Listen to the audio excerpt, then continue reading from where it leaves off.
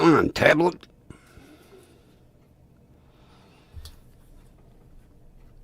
Finally, come on. Boot up.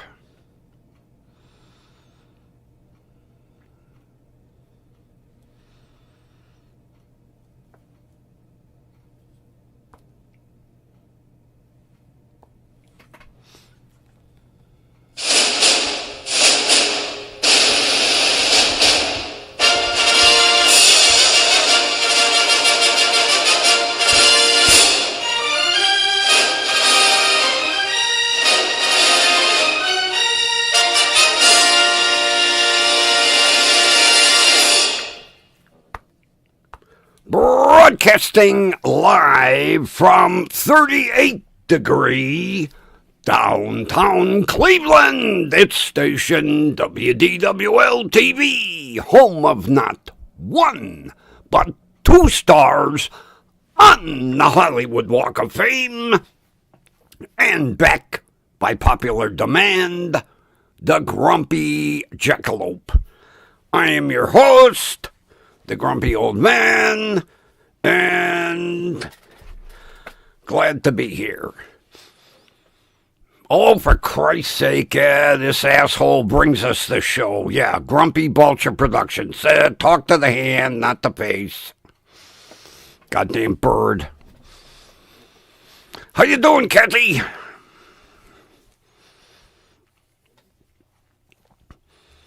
Yeah, it's starting to rain. The rest of the week is going to be shitty.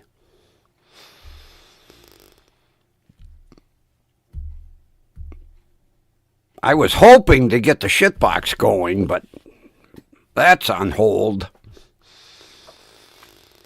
Because, I'm going to be making several trips into Parma.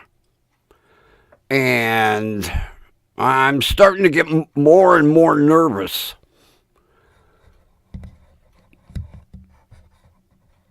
So, I,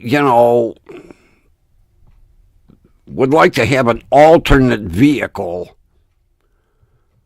to be driving into the city of Parma.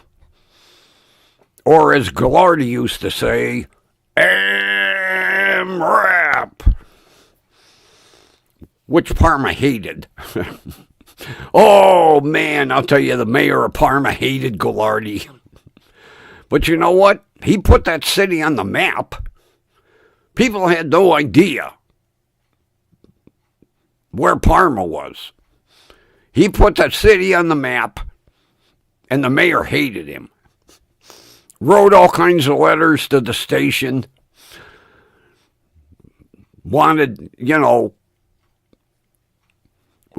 to stop mentioning Parma altogether.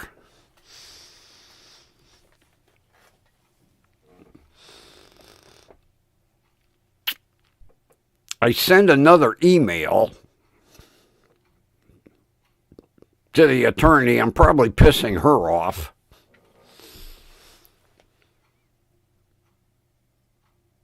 Asking her what the hell is going on.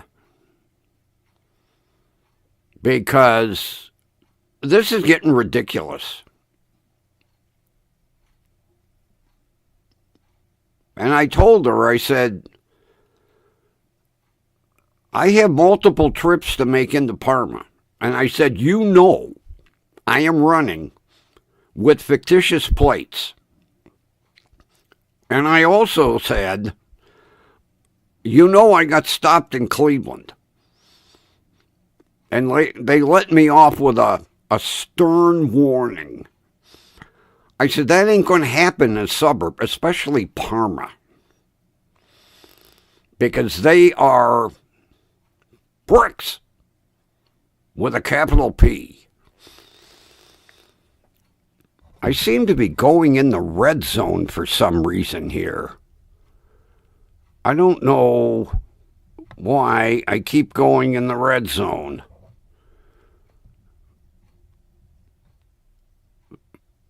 Maybe it's this audio meter, but does this mic sound overly loud? because I'm going in the red zone on my audio meter, and I don't understand why. Because I didn't touch any of the adjustments. Although I do have to kick the headphones up a little bit. They seem to be just a tad on the low end. Come on, adjust. Adjust. Up a little bit more. Up a little bit more. Come on. Come on. You can do it.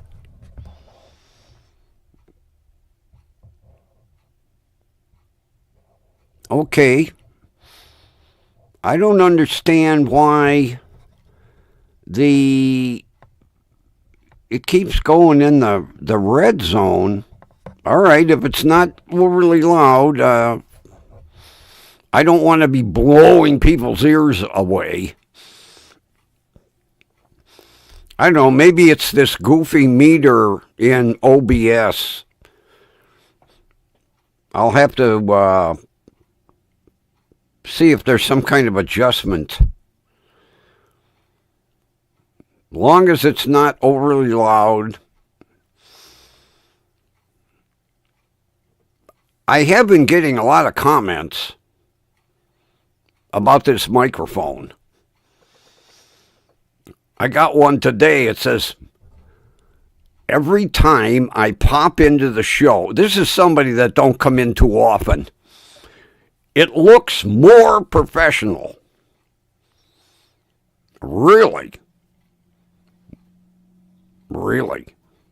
With a jackalope? And that dickhead?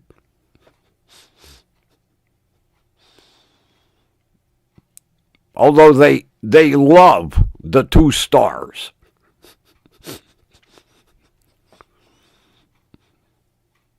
As a matter of fact, I got an email the other day from my buddy out in Burbank, my buddy's son, and he said, those plaques that you have are identical to what they hand the stars when they unveil the one on the Walk of Fame. I said, well, you know what? Chinese are knocking everything off.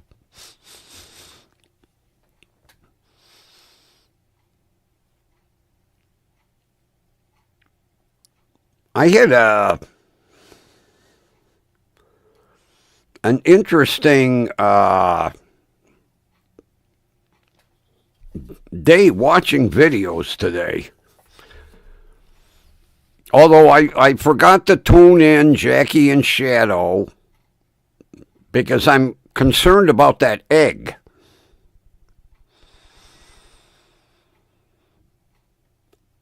And I haven't seen a report from the ornithologist yet whether she is sitting on a damaged egg or not. I guess she hasn't turned it enough.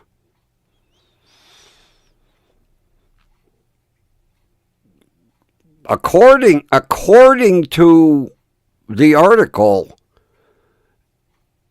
and they have been pretty vigilant, a raven pecked a little indentation into the egg. And after the last time, they learned their lesson.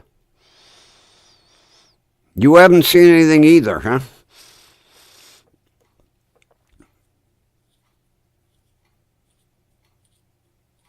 I hope not.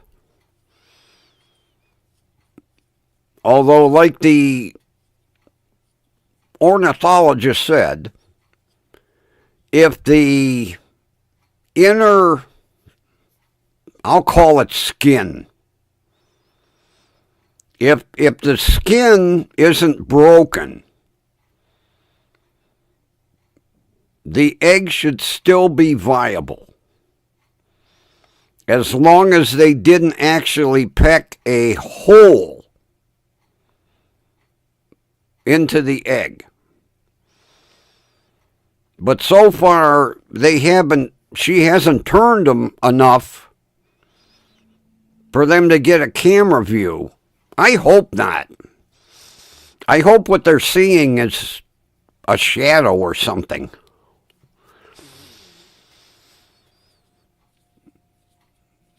Because basically, had they not been two idiots and left them eggs alone, we'd have been halfway into hatching time.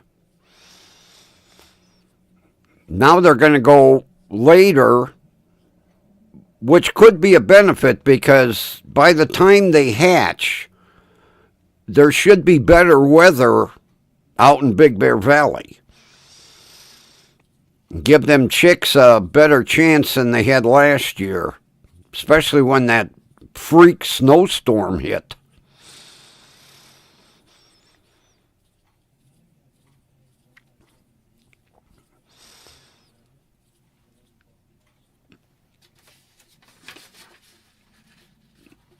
Oh, you'll love this, Kathy.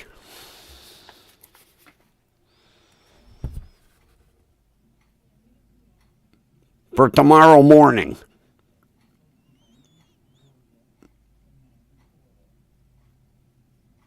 10 o'clock.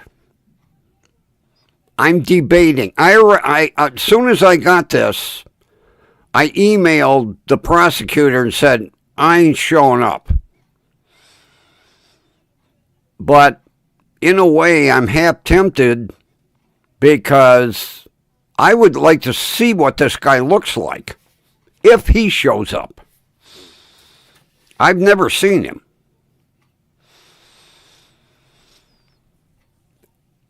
And then basically, if the judge or the prosecutor asks if I have anything to say, I'll just say, well, the only reason I showed up today is see what this loser looks like.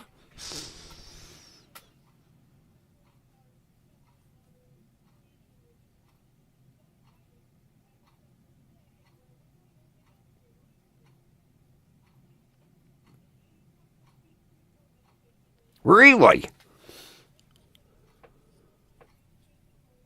I wonder where their camera is. I mean, there's multiple nests. The only reason that we have Jackie and Shadow is they are the oldest mating couple out of all of the bald eagles in that area. That's why they picked her nest. But I know there's multiple nests.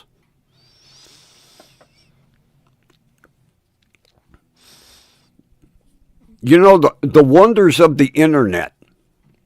It basically has people interested in things that they never would have been in. I wouldn't have been. Big deal. Watching a bird hatch an egg. I wouldn't have gone out of my way. But with the wonders of the internet, you can watch all day long. And all night long. I mean, the camera runs 24/7.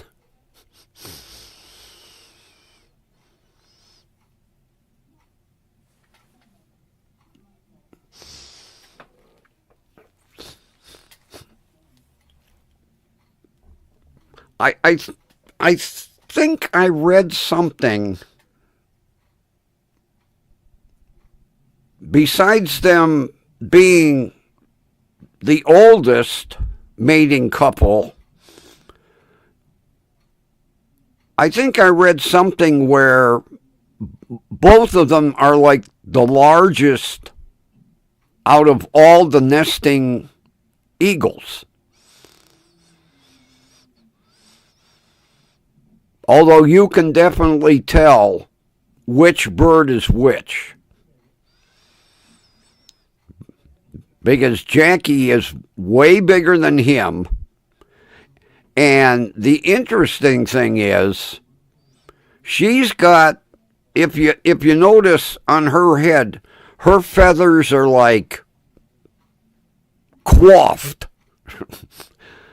And then when Shadow comes in, his are like brrrt.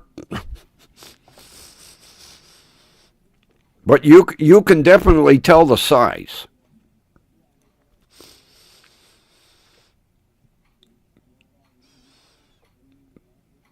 Which, with her being bigger than him, no wonder when she squawks, he comes running. Yes, dear. You want to go find the fish? Okay, move over. I'll sit on the nest.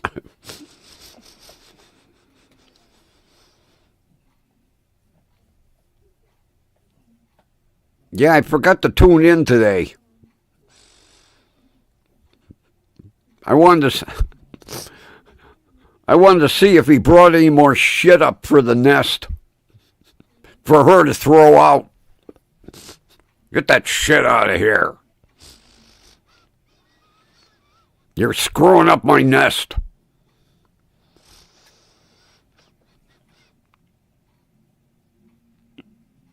You know, I could see if he brought back some twigs, she'd probably go, oh, cool, you brought some twigs. No, he brings them big clumps of wet pine needles.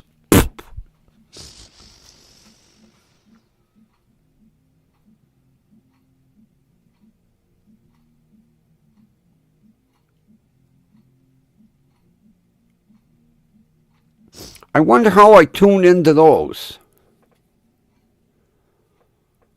I would like to switch back.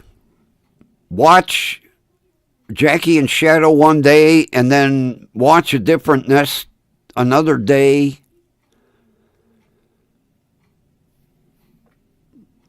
That would be interesting.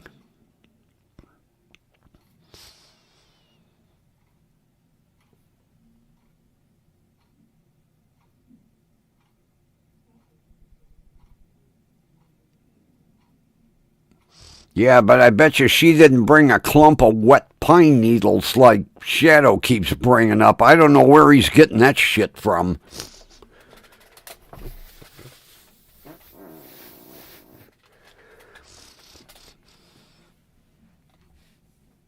And you know the interesting thing, after the boys got big enough where they weren't sitting in the bowl, it looked like sawdust in the very bottom of that nest. I don't know what that was, but it looked like sawdust. I was like, man, and the layers, it's unbelievable. That nest has got to weigh a couple 100 pounds.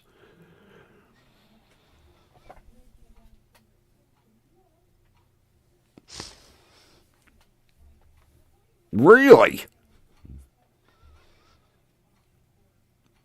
Maybe he feels bad for what happened to the first eggs.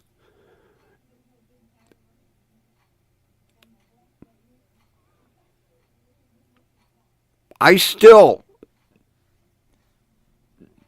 I even went, you can comment, you know, I went in and commented, and I made the comment, I can't believe that they were that careless.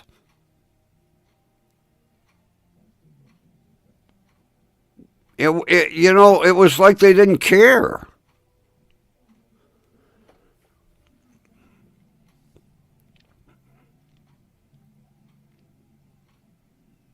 Because them Ravens, boy, they're watching constantly. Na zdrowia.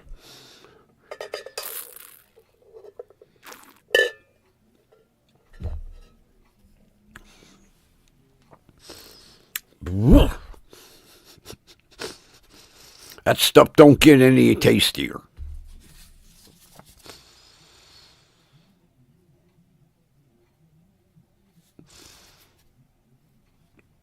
in between watching court videos, I clicked on this YouTube channel out of the fish market in Japan. And it showed this, I'll call him Fish Master. And they brought this 1,000-pound tuna out of the cooler, and they put it on like a work table. And out come this very impressive looking, I'll call him Carve Master. And he come out with a bucket, and man, he pulled some of the weirdest looking knives out. And he, and it was amazing. Now, this guy has probably been carving tuna for 30, 40 years. It was amazing to watch him, first of all, whack that tuna apart. Whack the tail off, whack the fins off, whack the head off. And then I'll tell you what, those knives got to be sharper than scalpels. He went down the back of that tuna, and it was just,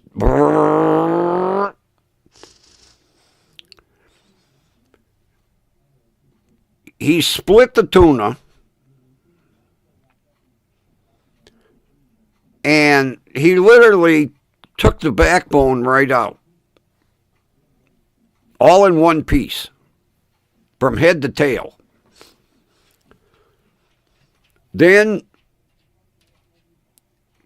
he took certain sections out. Like the meat around the back of the head, and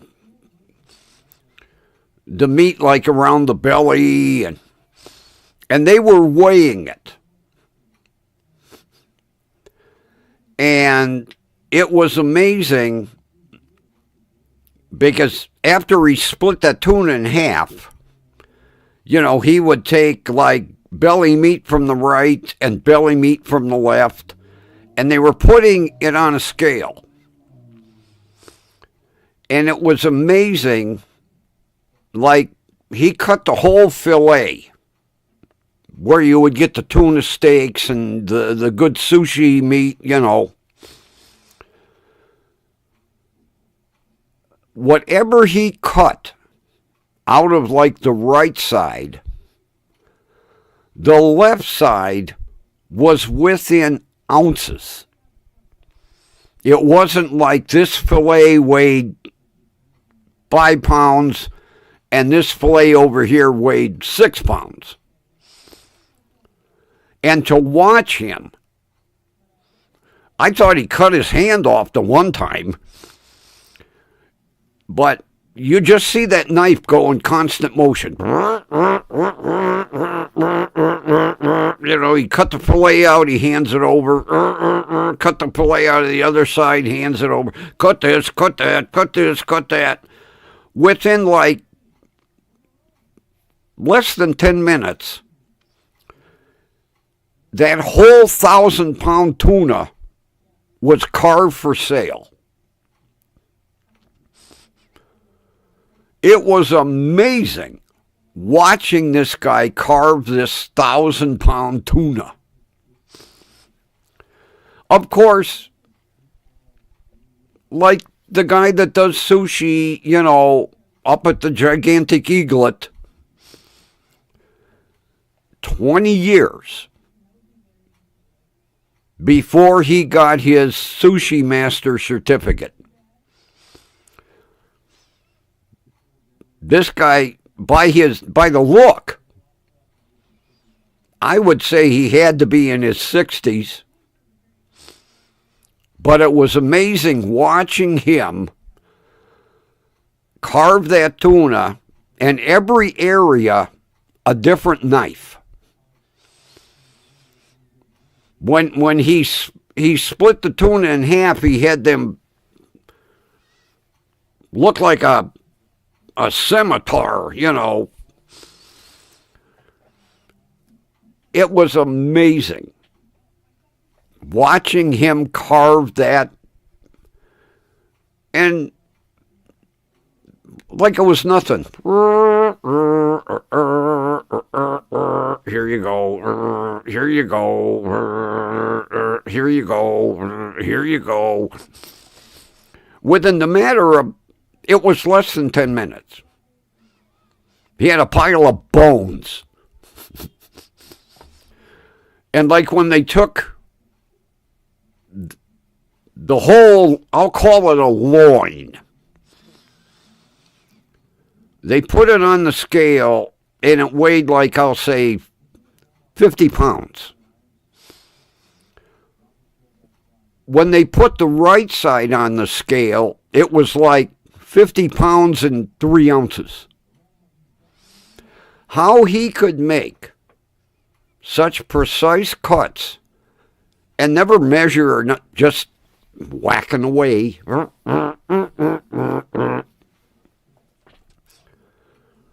And they showed the floor when he got done. And it was just tail, fins, head, bones. Amazing. That guy filleted a 1,000-pound tuna like it was a 5-pound bass. Unbelievable.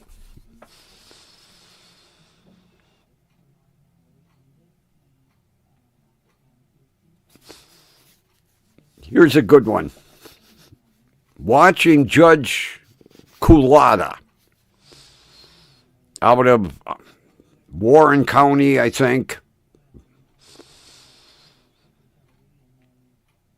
Maybe Lake, I don't know. But he had this woman. Now, this was her 5th DUI. Goes to show you what Ohio's like. You know, in Texas, your 3rd DUI is a life sentence. This woman was on her 5th. She blamed the police for her DUI. And Judge Culata said, what are you blaming the police for? She blamed them for sitting across the street from the bar and targeting patrons at closing. She said, oh, they're sitting over there targeting us. He said, you're not supposed to be driving drunk. You're not supposed to be driving with one drink in you. What do you mean it's their fault? Yeah, they're sitting over there targeting us. Needless to say, that argument didn't work. And I mean, she was serious as hell. It's the police's fault that I got a DUI. They were targeting us. Yeah, they probably knew her car, her license number by heart. Like, oh, look, the two-tone blue and white Kia Soul is pulling out. Whoop, whoop, whoop, whoop. Yeah. It was law enforcement's fault that she got her 5th DUI.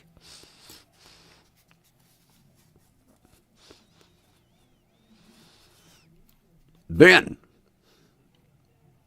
in Judge Tepe's court, or TP, however he pronounces his last name. He had this guy that was, and I've never heard this diagnosis.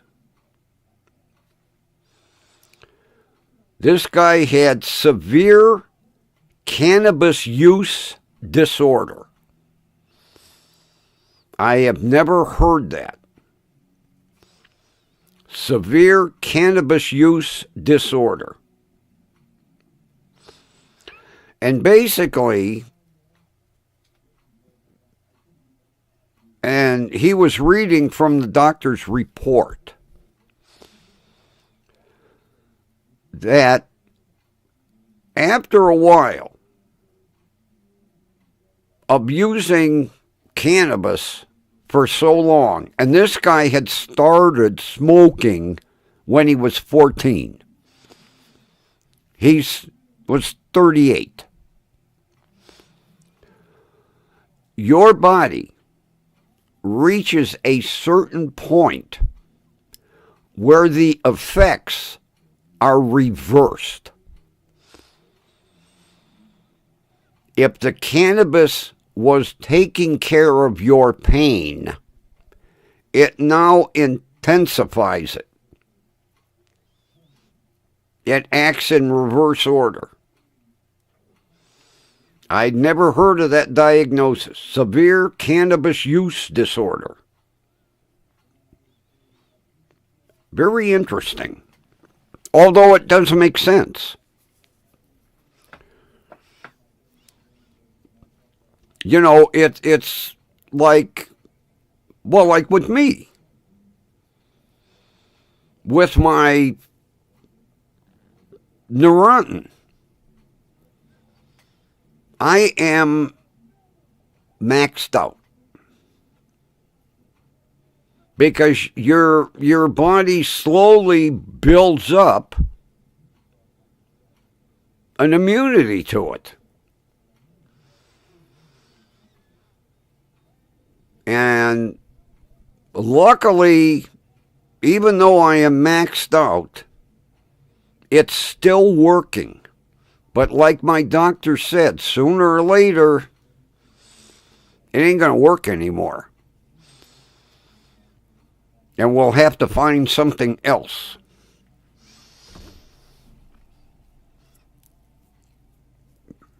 Yeah, I've been on it for so long. My system has built up a tolerance to it.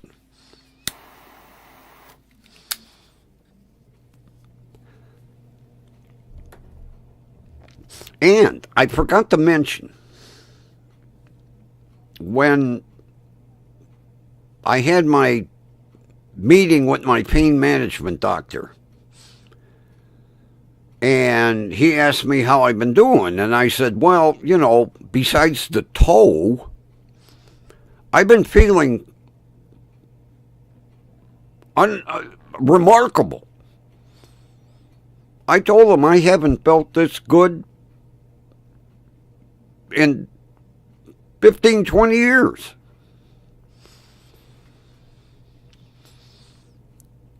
And he said that basically, now I was maxed out on the fentanyl.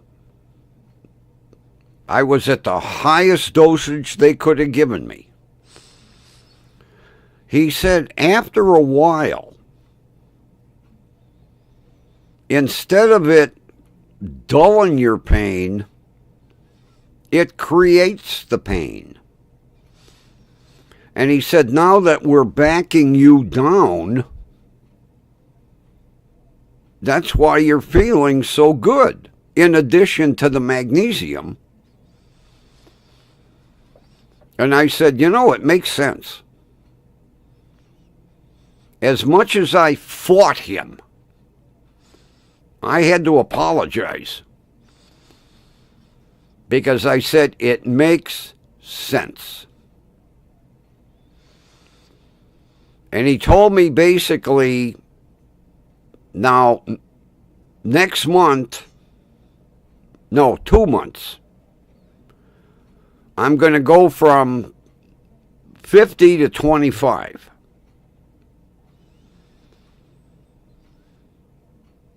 And we'll go that way for a couple of months.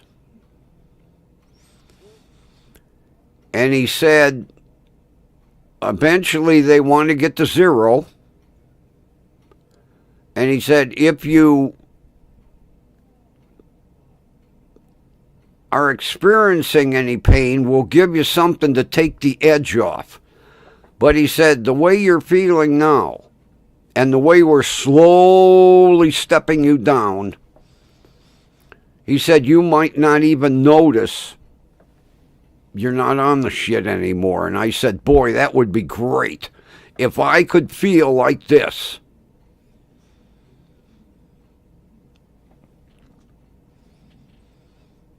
But that was very interesting.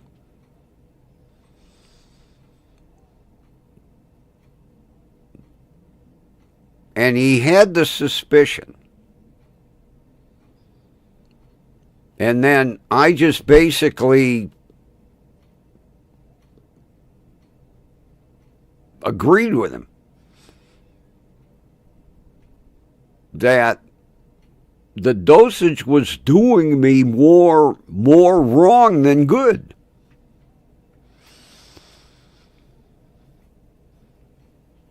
I mean, I have not felt this good in years. I don't get any of those, like somebody's hitting me with a stun gun. I'll tell you what, if it wasn't for the insomnia, I would probably get a hell of a night's sleep. Unfortunately, they can't do anything for that. Well, they could, but I don't want sleeping medicine. No. I'll put up with the insomnia. I do not want any type of sedative. No.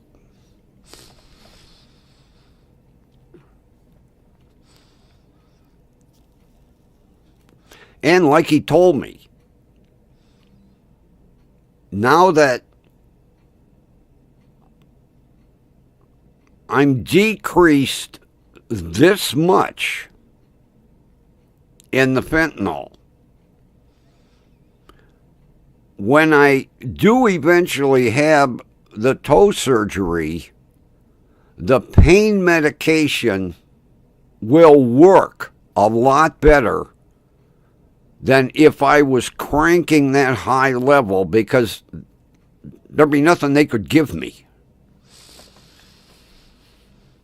And he did say you're going to experience some pain, but it shouldn't last. And it's mainly going to be from the shock to the nerves and the swelling. Once the swelling goes down, he said you should be all right.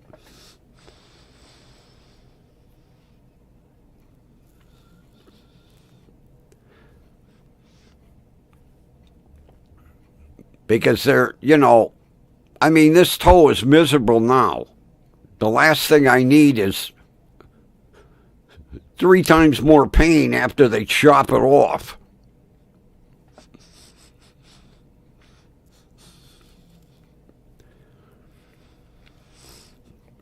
And then I saw a commercial today for jerky.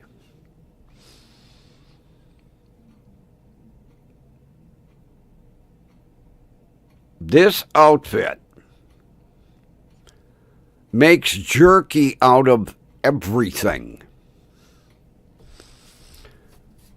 They make it out of the normal beef, deer,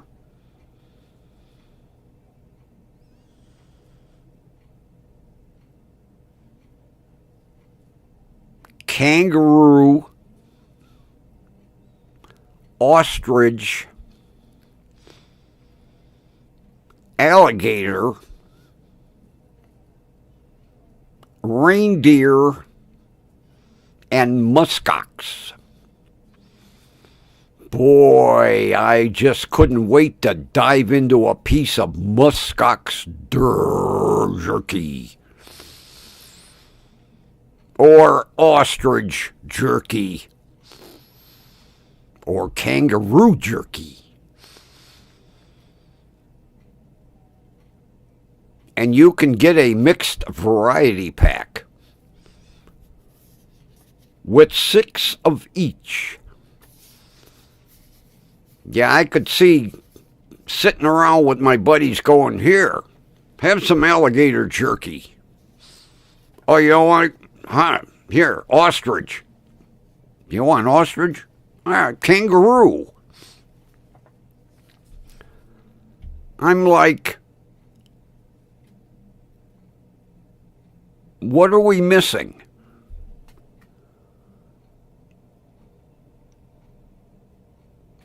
Raccoon jerky? Holy shit. Really? And your granddaughter loved it? Did she know what she was eating before she tried it?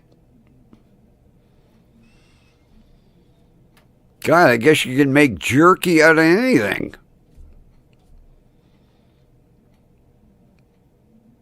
I'll have to go on the website and see if they have roadkill jerky.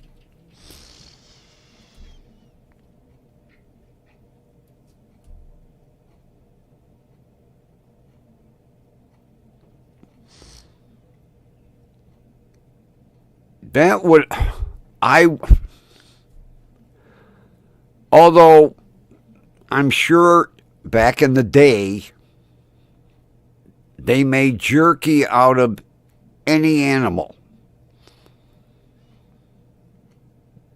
Because what people don't realize is the pioneers, that's how they survived. They made jerky. Because fresh meat wouldn't keep.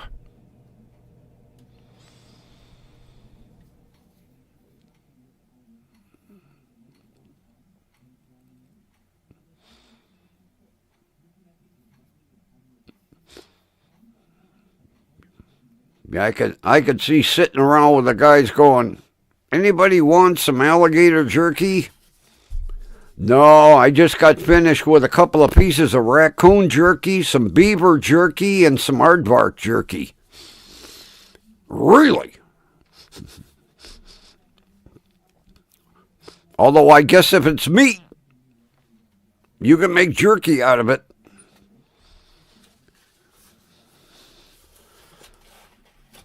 I don't think I'll be ordering any.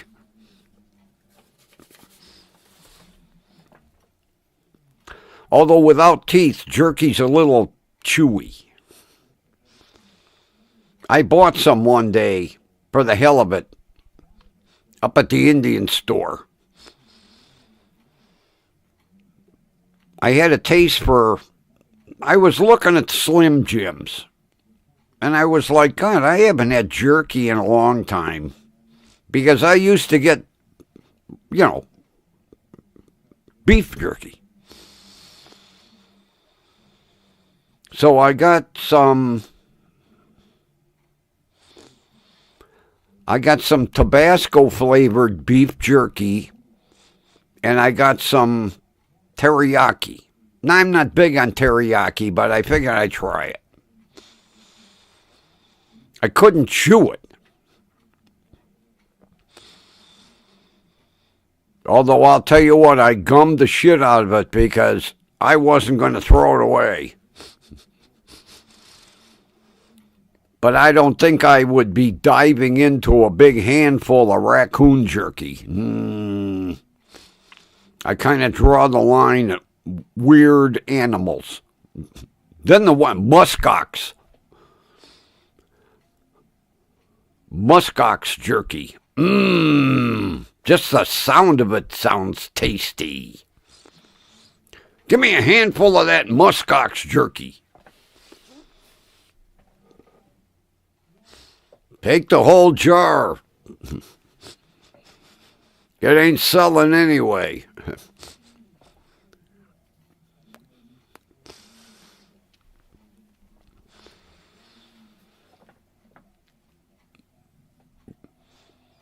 Yeah, the guy starts out the commercial with, they have like 10 different varieties of beef jerky, jalapeno, and then he says, for the daring people, we have ostrich jerky, kangaroo jerky, muskox jerky. I was like,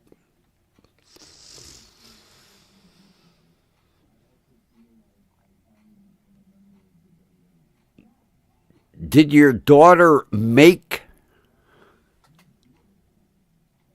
Did she make the raccoon jerky?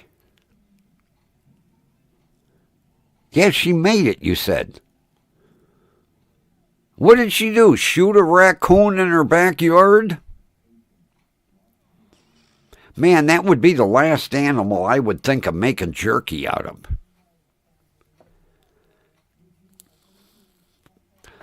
Although they do wash their food before they eat it.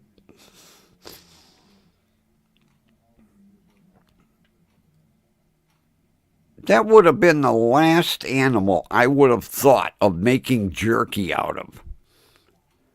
Oh. It must be good if your granddaughter enjoyed it.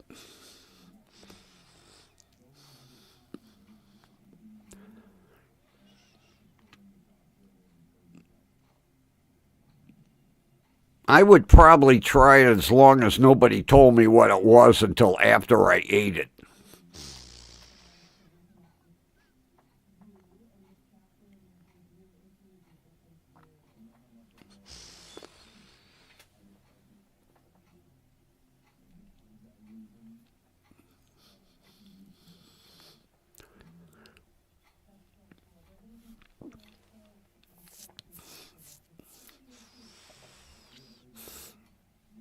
Yeah, that I have heard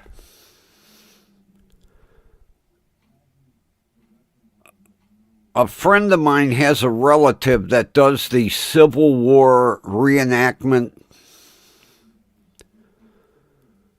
And I guess back in the day, they used that nether part to clean out where the gunpowder and the flint,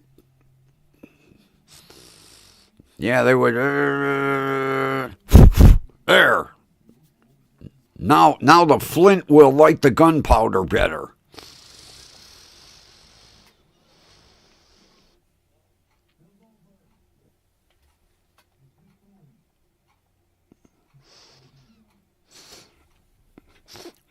Really?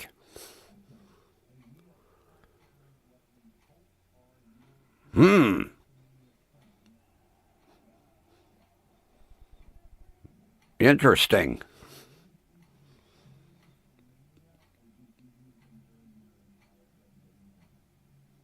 They said they used to carry them during the Civil War to clean their flint rifles.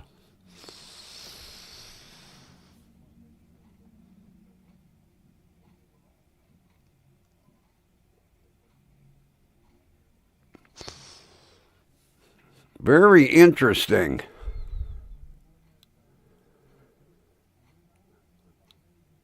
Well, back in the day, they didn't let nothing go to waste.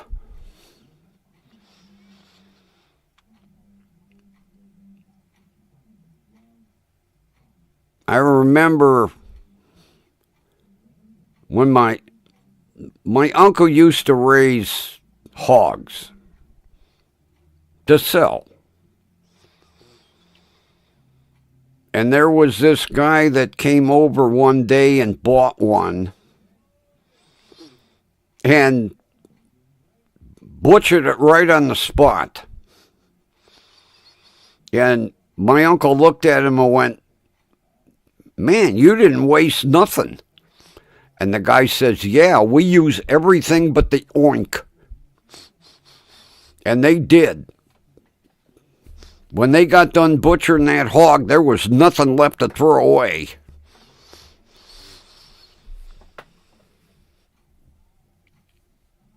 because they even saved the blood to make sausage, which I've seen, well, at Kaiser's, blood sausage.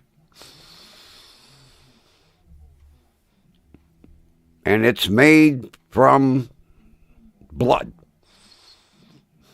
They pour it in the meat. Stir that up. I drew my line at the blood sausage.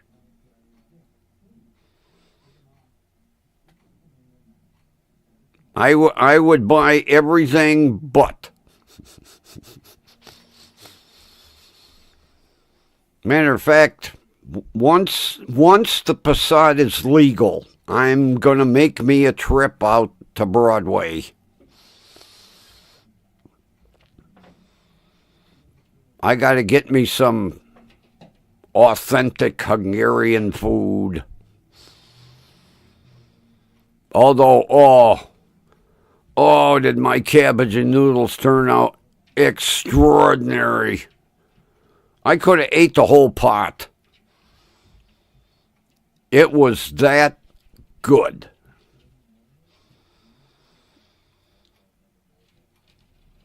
And boy, I'll tell you, I bought some off-brand. I'll have to get the name of wide noodles. Holy shit. Them noodles were like this freaking wide. I couldn't believe it. I poured them in the pan. I'm boiling them up, and they're getting bigger and bigger and bigger and bigger. But, oh, man. What I did was when they were ready, I poured them in the strainer, and I had heated up the cabbage. And I turned the burner up to get more heat in the pan. All I did was poured the noodles in the strainer, give them a couple of shakes, poured it into the pot with the cabbage, and stirred it all together. Oh my God. It was absolutely delicious.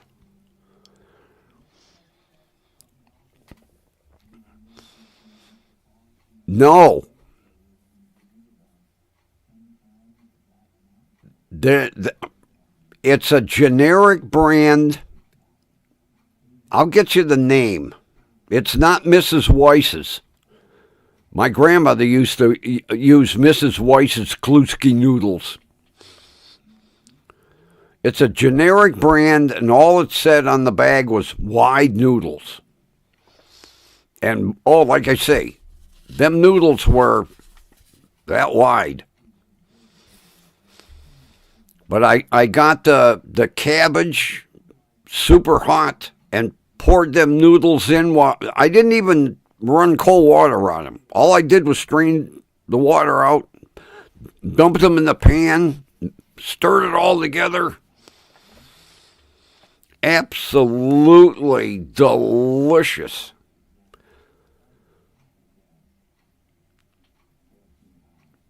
So I've got to get another bag of noodles because I still have half a cabbage.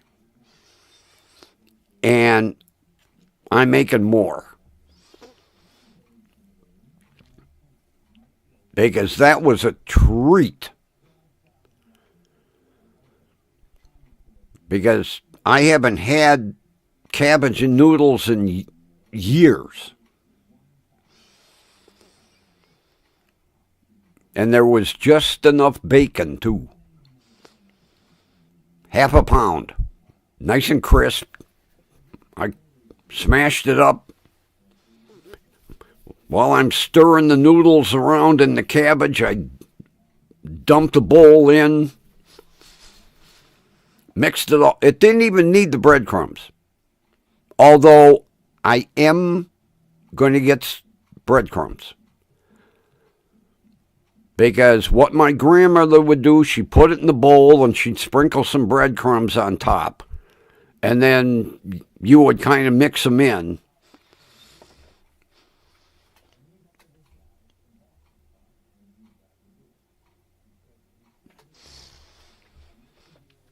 Really? He was a canoodle maker, huh?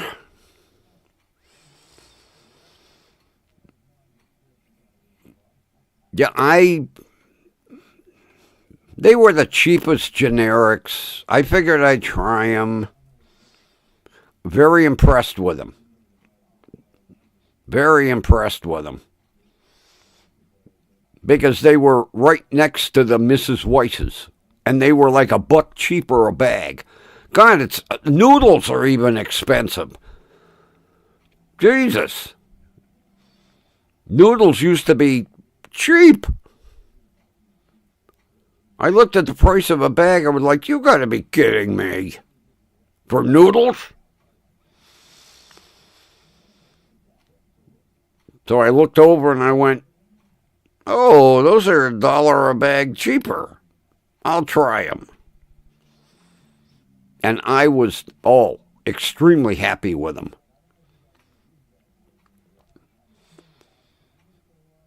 I had a soup bowl. Matter of fact, I ate half of what I made last night. And the other half is tonight.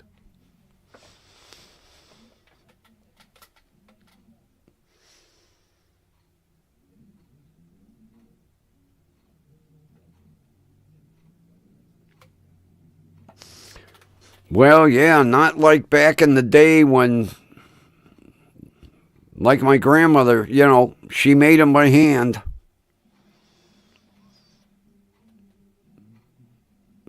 She would have that big kitchen table covered with a big tablecloth, and then she would roll that dough out and just cut them in strips.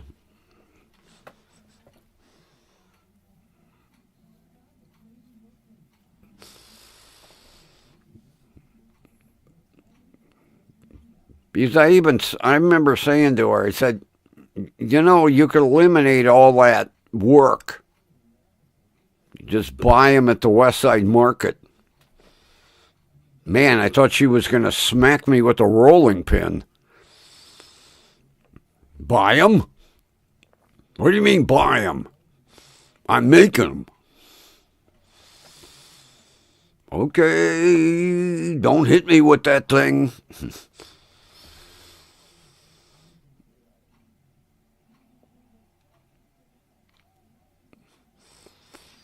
But you have to fry the cabbage in the bacon drippings. It just gives that cabbage that extra kick.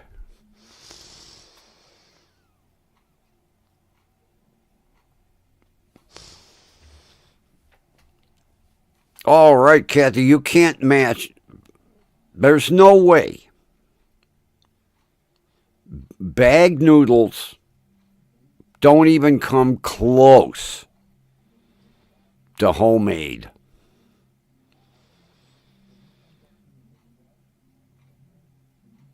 And like my grandmother always used to say, they taste better because it's the love that's in the noodle.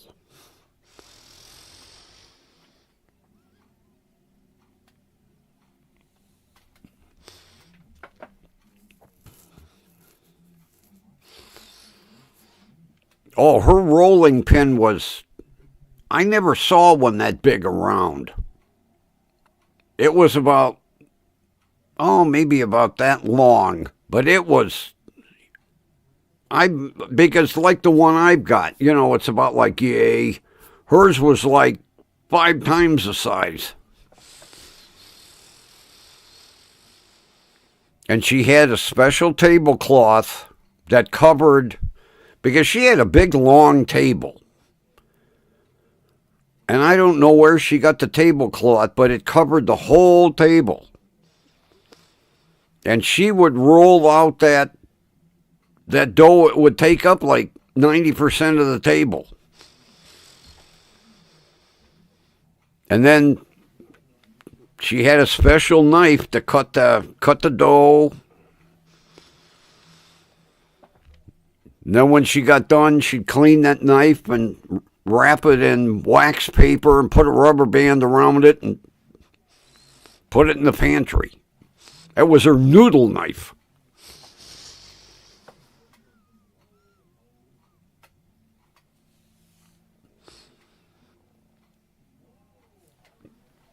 I got a ruler here. Let me see what 3 inches is.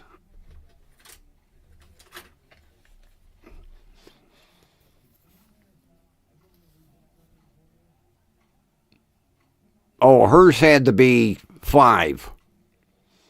Yeah, it was huge. Hers had to be 5 easy. It was the biggest rolling pin I'd ever seen.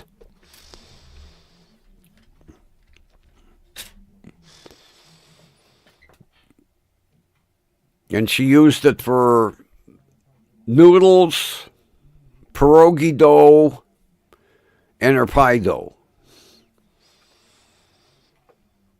And boy, when she got done, that thing got washed, dried, and when it was perfectly dry, she'd coat it with flour, wrap it in wax paper, put a rubber band on this handle, rubber band on this handle, and in the pantry it went.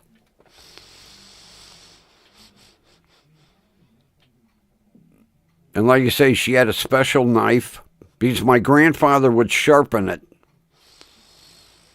And man, when he got done sharpening it, you could cut hair in half with it.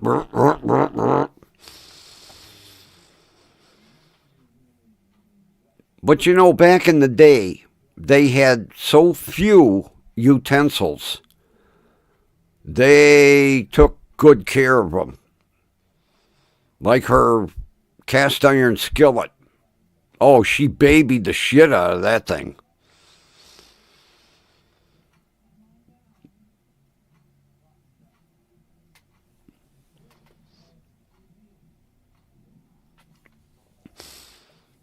Oh, God, I haven't had good strudel. Oh.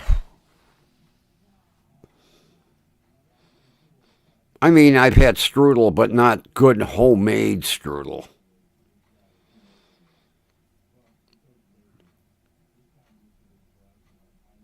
I'll tell you what, there wasn't anything that woman couldn't make.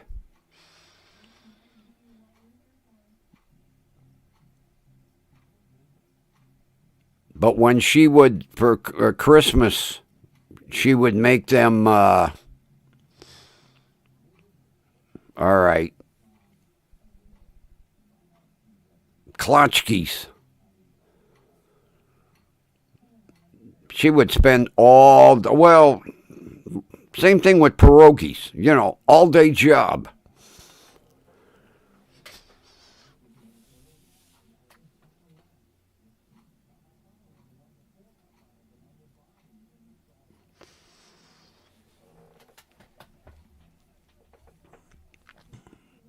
Where is Hosabar's? Is that on Broadway?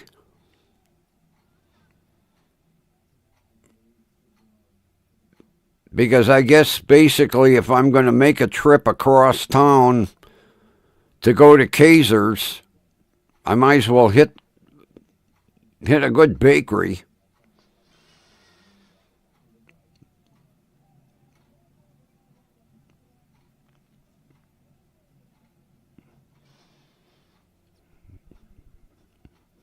Sounds like that's going to be a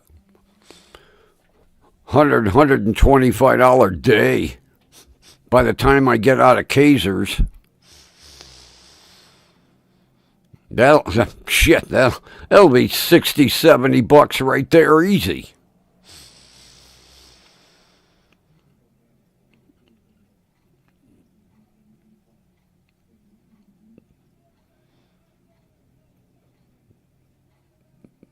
Because they make the best peppered bacon. Oh, man.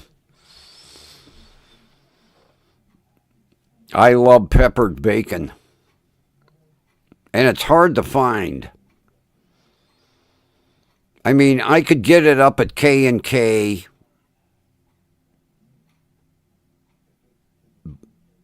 But very rarely can you find a good peppered bacon in a package.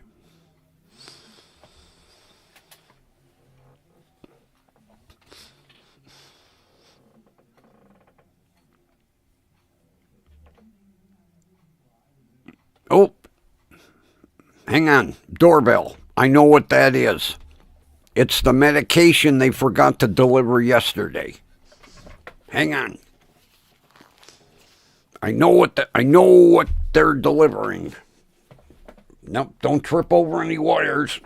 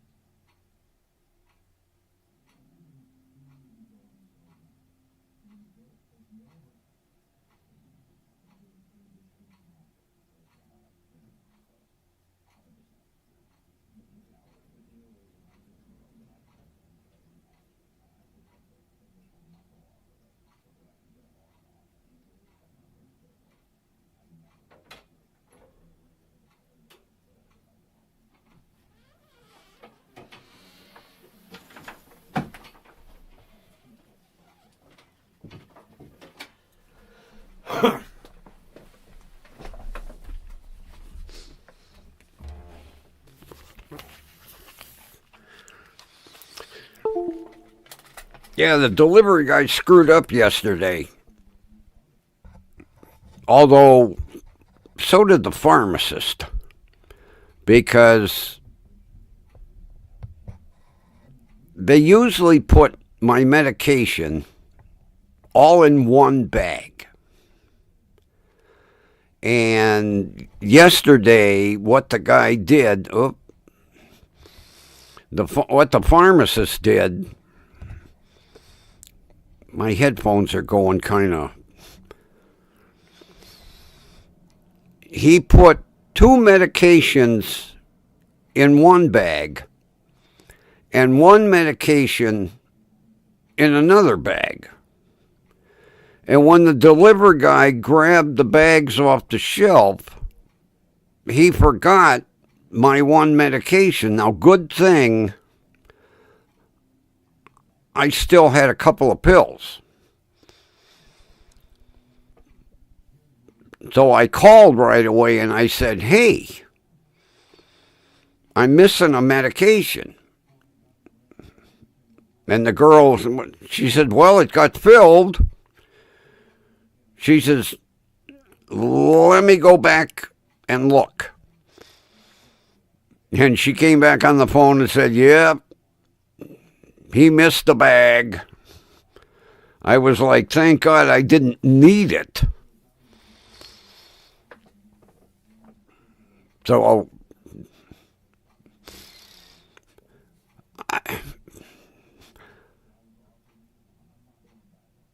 I'll tell you what.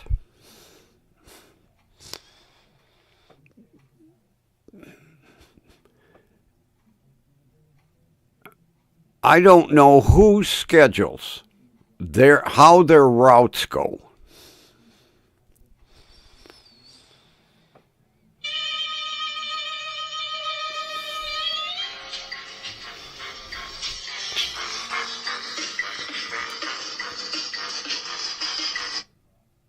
Florida.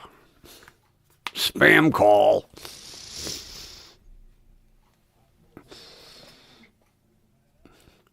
Why they leave Parma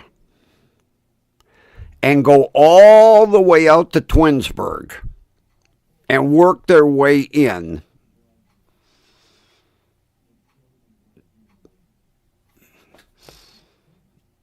And then I'm watching, because you can actually watch on the map. You can see the guy. He finishes the east side, and then he went all the way to Avon Lake and worked his way this way.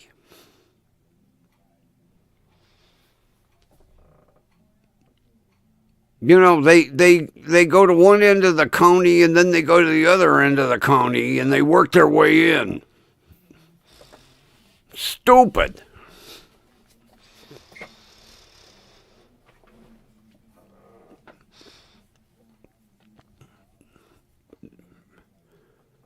You know, I'm 15 minutes away. They leave at 3 o'clock. Yeah, 8:15, I'm getting medication. Although if I wasn't so goddamn lazy, I could go pick it up myself, but why should I waste my gasoline when they're delivering for free?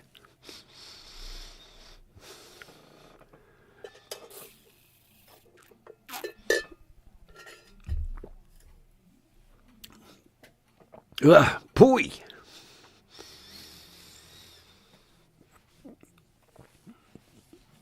Hey, Rudy's here.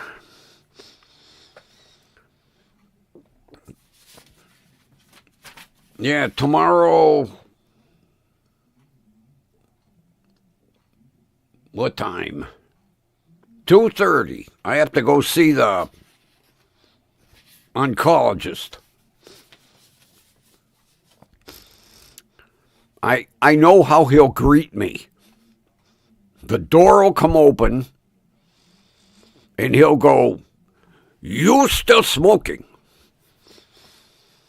Good seeing you too, Doc. Thanks for the warm greeting." Yeah, he's like 5 foot tall. Little Chinese guy. I love him, but he drives me crazy. And that's the way he'll greet me. He wings the door open and he stands there in the hallway and goes, "You still smoking?" And then I'll do like I always do. Who, me? No.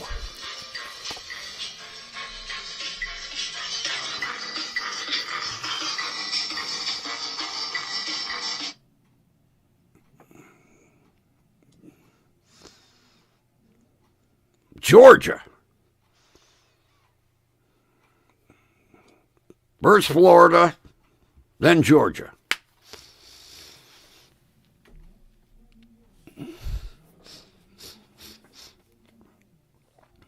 I know what those calls are. That's why I use the other phone. Just for the hell of it, I was getting junk price quotes on the Corvette.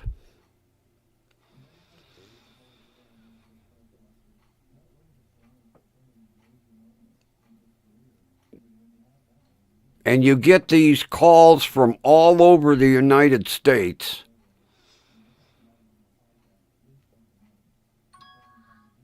Because they're not giving you a quote on the internet anymore. Except for pull apart. They want to talk to you. I ain't talking to you. Give me a price. You got my email. Give me a price.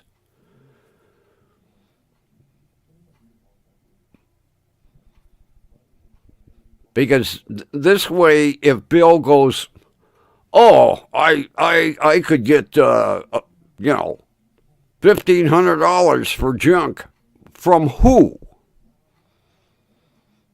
Show me. Who? Who's going to give you $1,500 for that car? Pull apart's down to $250.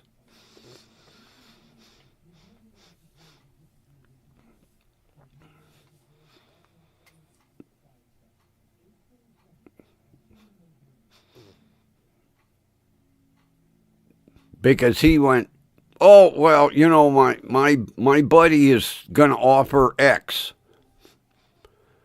I said, well, I'll meet your buddy's offer.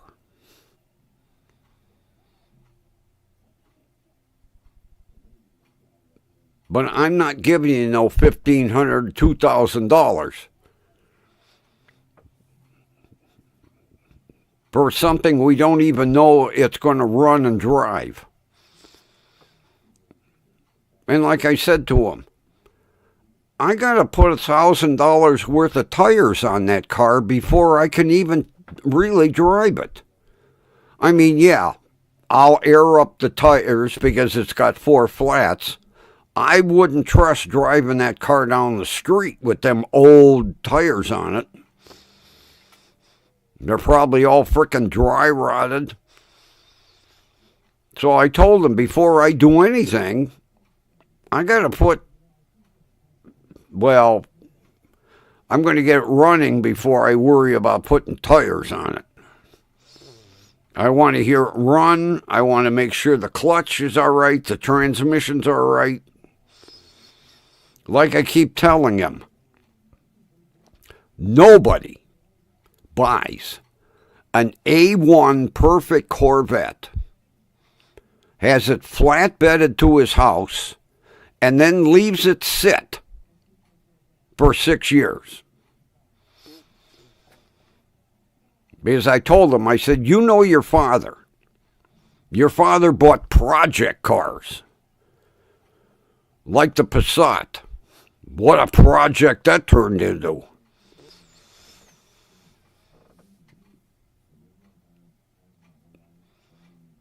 Because I told him, I said, I talked to the neighbor across the street. He said the flatbed backed in the driveway, lowered the car into the driveway, and it never moved. Matter of fact, the neighbor said, I never even heard it run.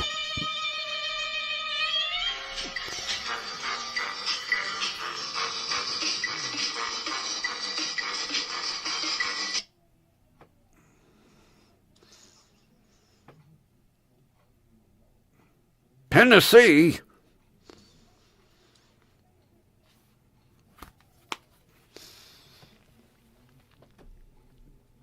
Yeah, it's all the junk dealers.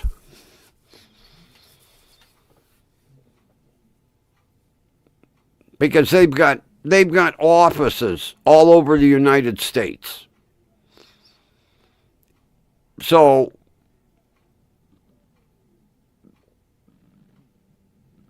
the guy in Florida went, he didn't answer. Tennessee, you call him. Give him it. I'm just going to keep declining them because if you're going to give me a price, put it in the email.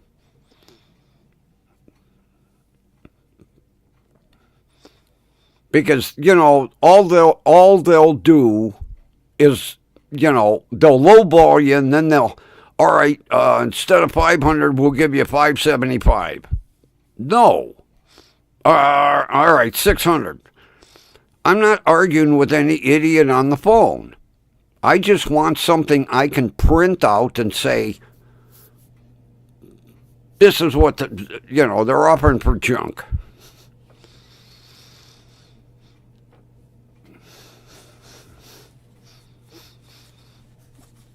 But there is no way I'm going to give him $1,000 for that car. No fucking way.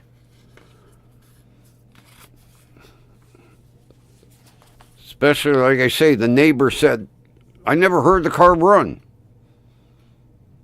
He said, Jim had a flatbed unloaded in the driveway. He locked the car up. He locked the gate in the driveway, and the car never got even looked at. But that's the way Jim was. He'd buy a project. Oh, I'll get to it one day. And he never got to anything. He just collected.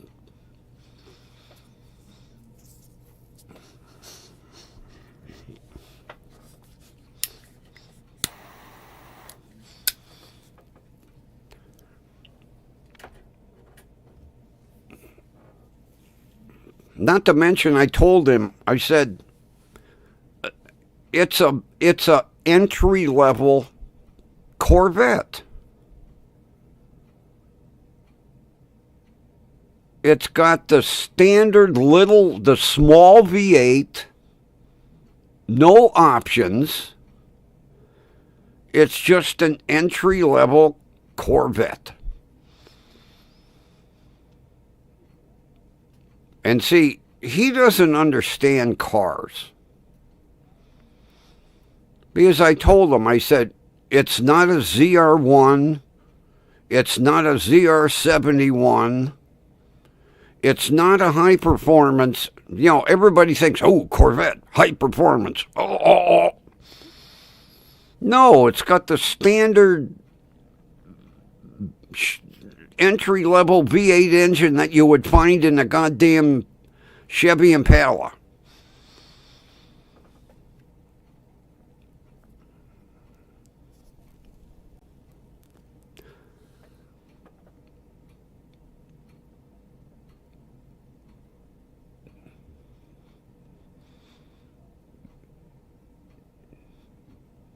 Like I told him, I said, you think like everybody else. Corvette, big bucks. This car didn't sell for big bucks, brand spanking new. It was a stock unit. All the dealer did was, okay, base engine, base transmission, base stereo. Oh, okay, we'll check the box for convertible top. It has no options.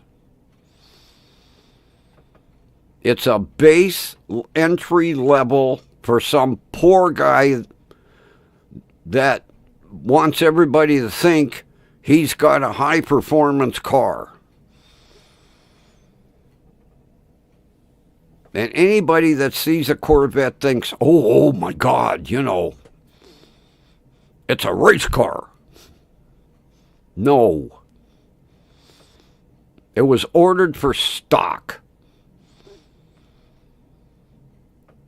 For a guy that couldn't afford, the $100,000 car, he had to settle for the $50,000 car.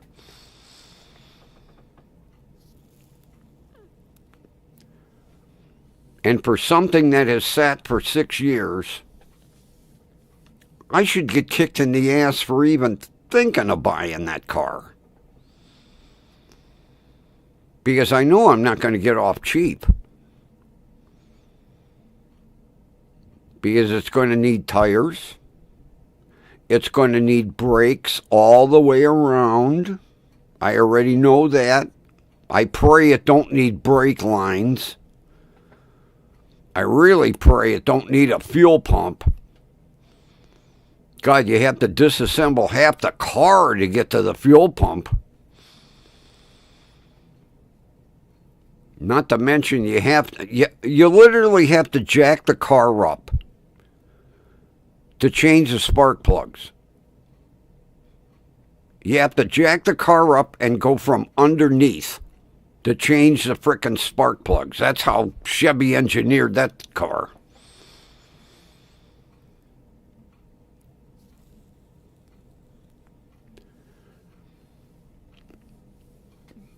When he started giving me a rash of shit, I said, I might end up junking it myself. I ain't putting thousands of dollars in that car. I'm going to get it running,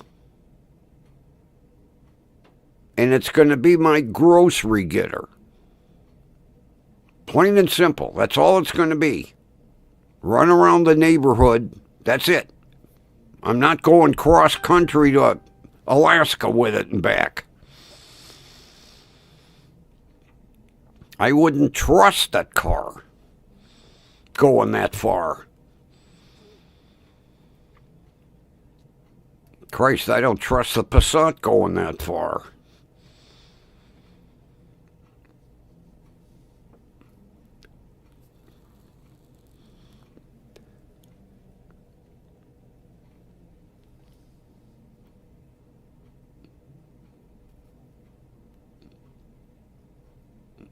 and I got my fingers crossed that it had decent antifreeze in it,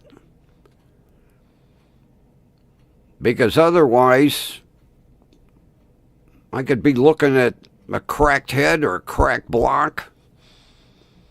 I told him, I said, I'm not giving you big bucks for something I might end up having to junk myself, because it's not worth restoring.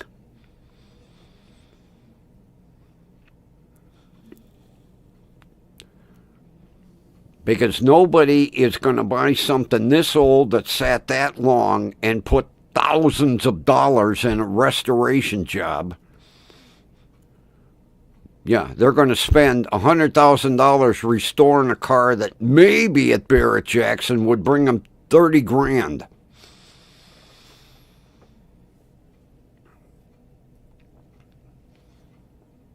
But Bill's got this idea. Oh, well, it's a Corvette.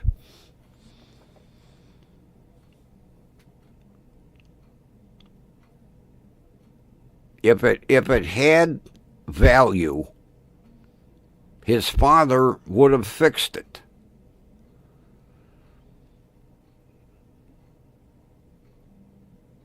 And with him being gone, who knows what was wrong with it? You know, it's not like he made a list.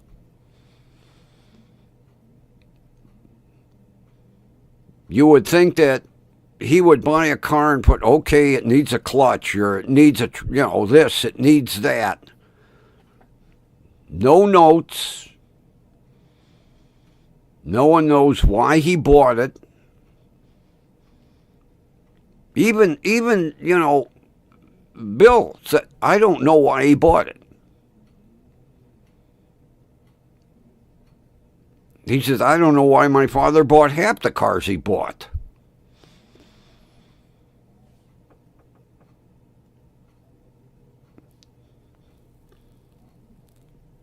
But everything's a project.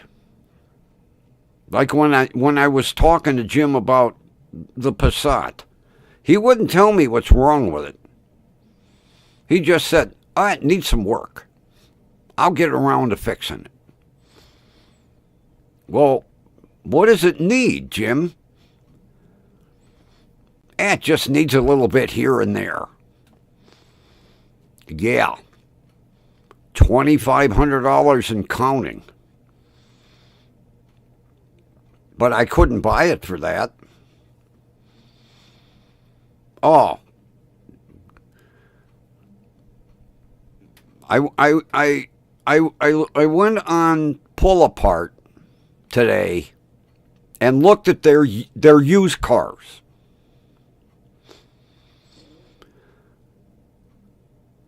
They've got a I think it's a 2015 Kia Soul. $1,595. And then you look at what it needs. It says engine cylinder number 3, serious misfire, to the point it shakes the engine and has no acceleration. Oh, I'm going to buy that one for sure. Then they have a 2017 Fiat, which I would love to have.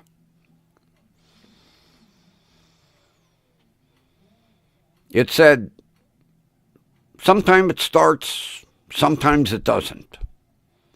Multiple check engine codes. Oh, for $1,695, I'm going to run and buy that one in a hurry. As much as I would love to,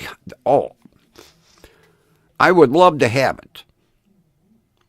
As a matter of fact, they only had one vehicle. It was a 1995 Chevy Blazer. First thing, doesn't need e-check. No, it doesn't.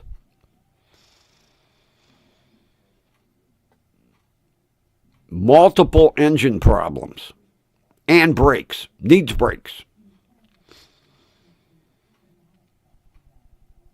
Then, a Honda Ridgeline.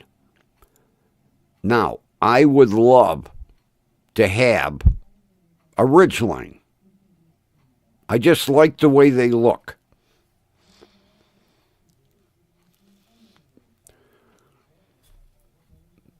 First sentence.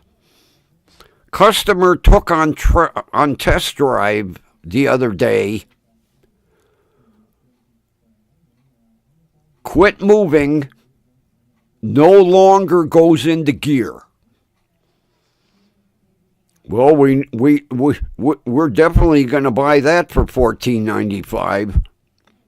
Got a blown transmission in it. Looks beautiful. Absolutely gorgeous. Not a scratch on it. Who's going to buy that thing for $14.95 and put a $4,000 transmission in it? And pray that it passes the E-check after you put the transmission in it. But that Fiat, I would love to have that Fiat. Absolutely love to have it.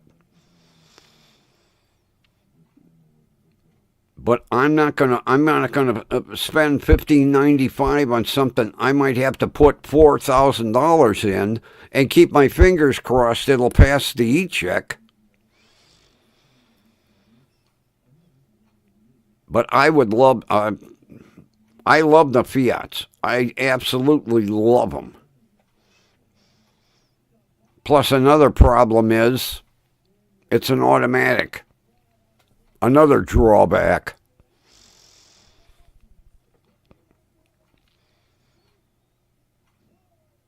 Yeah, there's a, what year is that F-150? I think it's a 12. I think it's a 2012 F-150 V8 4x4. Needs a bed because the floor of the bed is rotted and the bed is caving in. Needs brakes and has an engine misfire. Well, I'm definitely going to buy that one too. But I would love to have that Fiat. Oh, God, would I love to have that. You know what I really want? I want one of them dumb for ones. Well, it's called a smart for two. I want a smart car. I would love to have a smart car and then put my big roof rack on it. The roof rack would be bigger than the fucking car. But that Fiat, it's red and looks great. I might just, on the way back from my doctor appointment tomorrow, I'm going to be driving right past Pull-Apart. I might just go in and look at that Fiat. Not that I'd buy it, because I'm not buying anything that has to have an E-check. No way.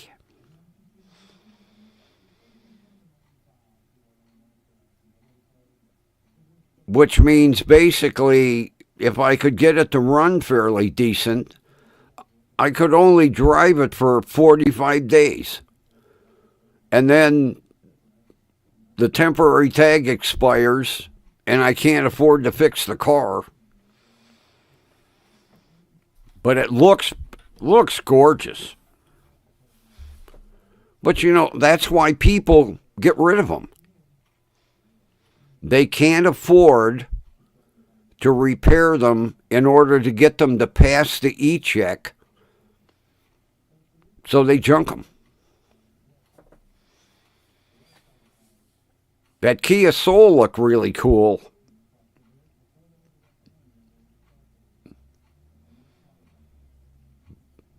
But there's got to be something seriously wrong with that car where it said basically, you know, the misfire is so bad it shakes the engine. That's why somebody got rid of it. They probably took it to Kia, and Kia went, it's about $6,000 to fix it. See ya.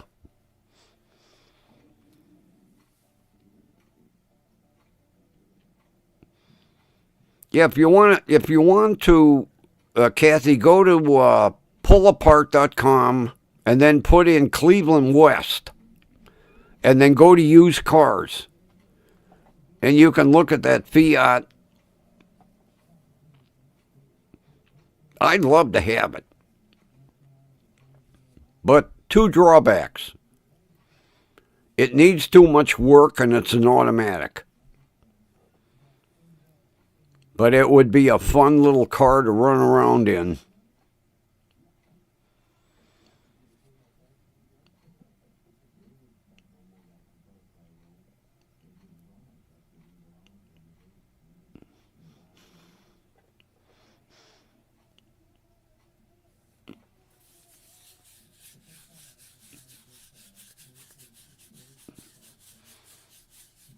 But all of them, you know,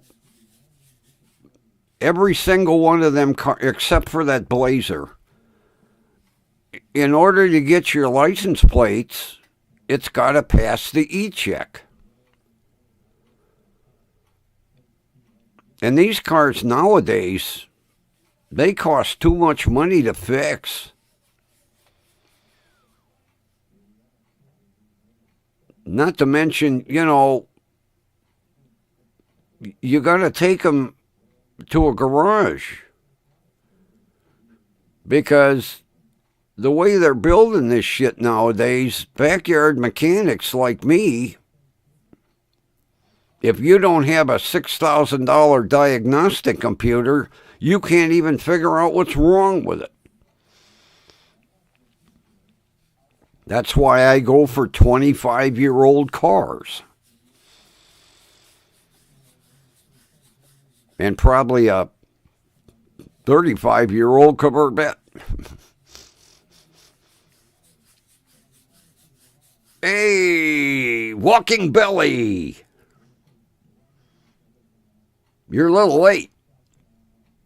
Your alarm went off a little late, huh?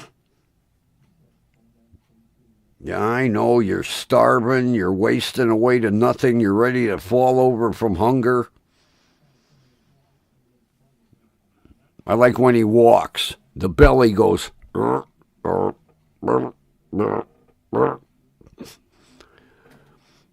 He walks through the house and the belly goes from side to side to side to side to side to side.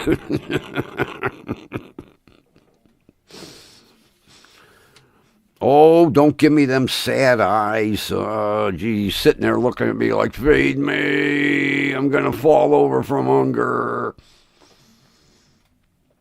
Fatso.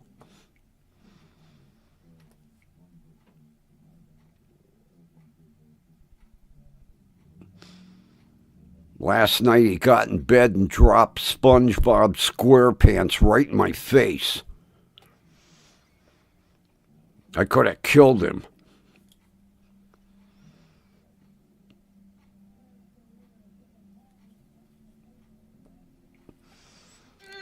Well, peoples, I think it's that time. I have to go feed the walking belly.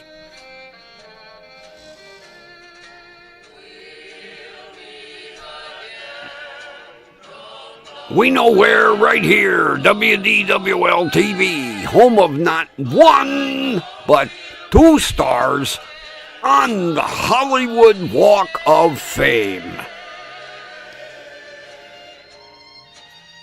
We will meet again tomorrow night. Everyone take care. Have a wonderful rest of your evening. Thanks for being here. And we will now have the obligatory 2 see-yas.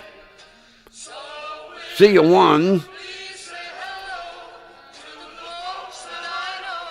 And see ya number 2. Take care. Bye-bye.